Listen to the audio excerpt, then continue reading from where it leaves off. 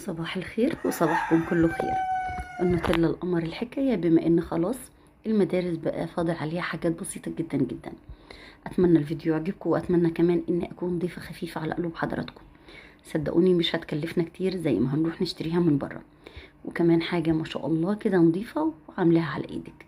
ربنا يحسن ما بين ايدينا جميعا. تعالوا نشوف المكونات بتاعتنا عبارة عن ايه.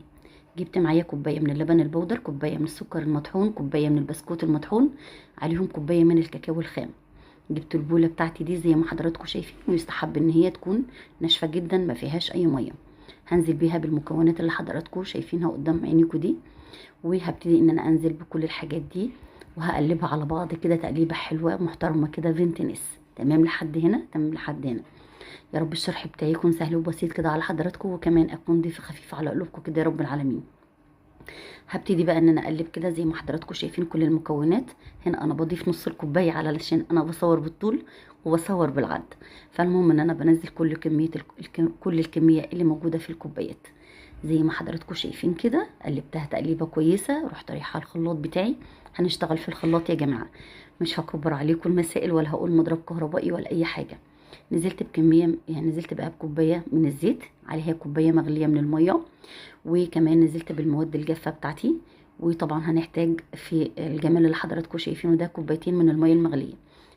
انا نزلت بكوبايه عليها كوبايه زيت، ونزلت بكميه المواد الجافه كلها زي ما حضراتكم شايفين. عليهم بقى مكعب زبده اختياري، وكمان ظرف فانيليا، وكمان معايا ازازه بريحه البندق. جبتها كده من عند العطار ب 15 جنيه. هضرب الجمال اللي حضراتكم شايفينه ده كده على بعضه اهي. الازازه اللي بقول لكم عليها هتروحي تقولي له انا عايزه ريحه البندق، وهيديها لك ب 15 جنيه.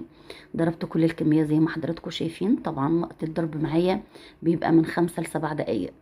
وبعدين وانا بضرب كده بروح ضايفه كميه الكوبايه بتاعت الميه المغليه التانية زي ما انتوا شايفين كده بالتدريج.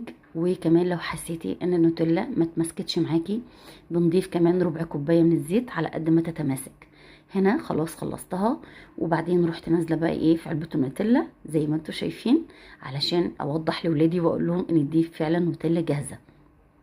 بعد ما خرجتها كده من الخلاط بتاعي رحت حطها في التلاجة حوالي ساعه. تمسكت معايا وبقت زي الفل زي ما حضراتكم شايفين. اتمنى الفيديو يعجبكم، واتمنى كمان اني اكون ضيفه خفيفه على قلوب حضراتكم.